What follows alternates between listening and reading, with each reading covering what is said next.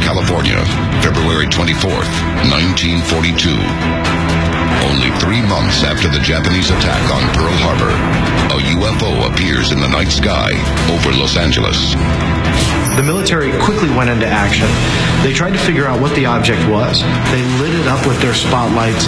They couldn't figure it out, and they ultimately started firing upon the object. After thousands of rounds being fired at it, they never were able to damage it. But just as quickly as it appeared, the craft travels down the coast and vanishes into the night, leaving the city in a state of panic. According to reports, the Battle of Los Angeles leaves American officials scrambling for a way to combat this new threat. This is the first time that our own defense force denied anything to do with a UFO. In other words, the first time that a cover-up started to go into place.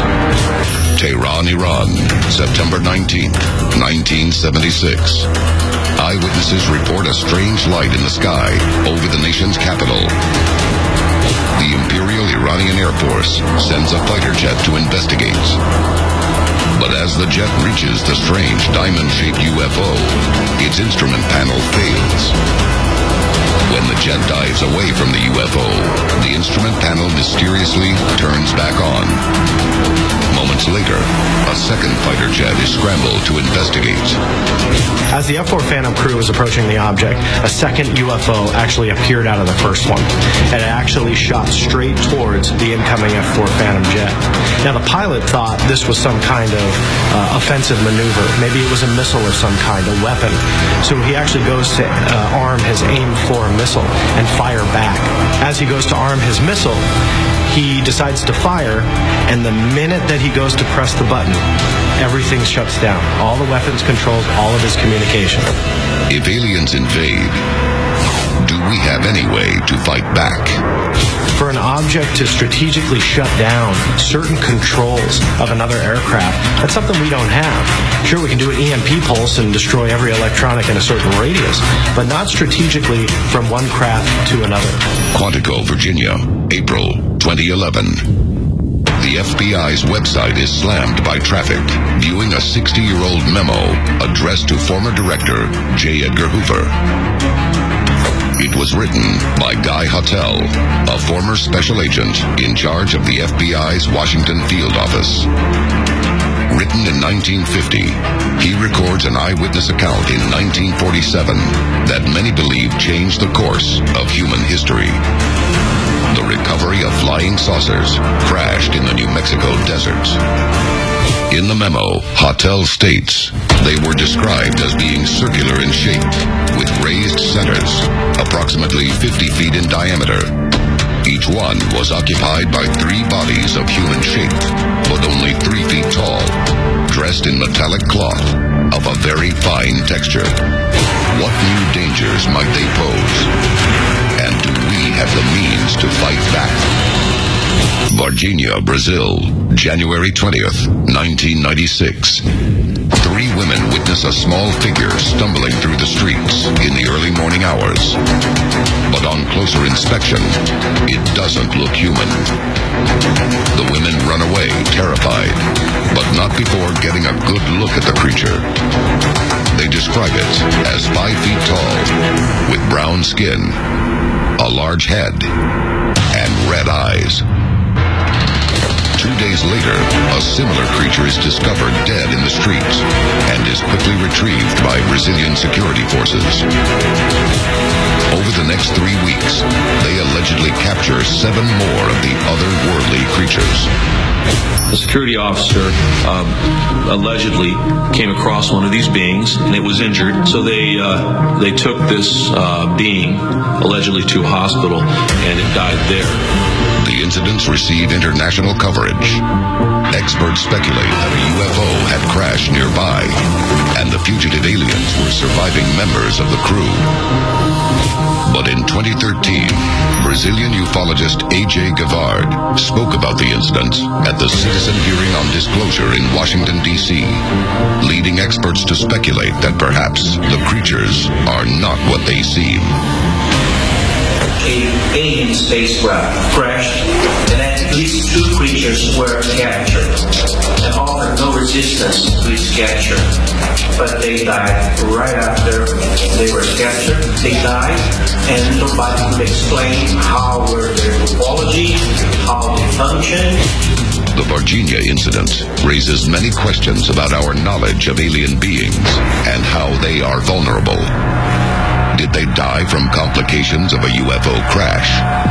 Or did they die from being unable to breathe our atmosphere? Are aliens as difficult to destroy as their UFOs? And do they have a weakness we can exploit in the event of a mass invasion of planet Earth? Leonard Stringfield was one of the 20th century's foremost experts on extraterrestrial phenomena.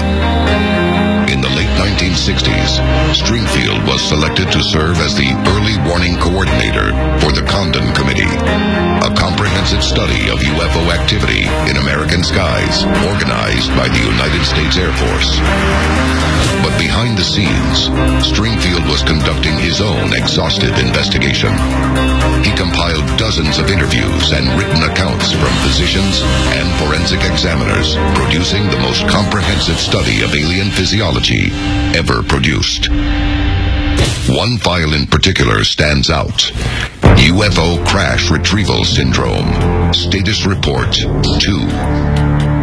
In it, Stringfield reports the findings of an anonymous surgeon who claimed to have conducted an autopsy on an extraterrestrial in the early 1950s.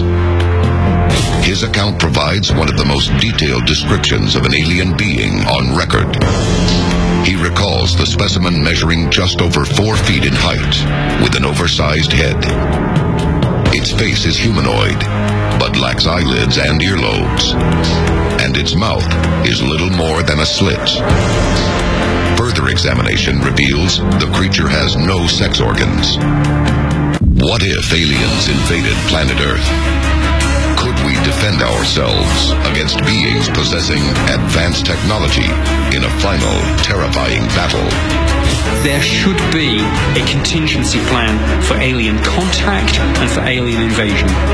August 1979. Phil Schneider is an Army engineer working with a unit assigned to construct a series of tunnels to the southwest of the Archuleta Mesa in New Mexico. I was lowered down the basket of one of these holes. At the bottom, he is shocked to see a 7-foot alien, and beyond it, many more conducting operations in an underground base. A firefight erupts.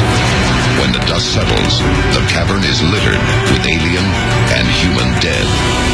All I remember is that he just kind of waved his hand in front of his chest, and the next thing I know, this blue beam hit me and just literally opened me up like a fish and burnt my fingers right off of me. And it was some form of electrical force, because the kind of like being hit by a lightning bolt burned all my toenails off of me.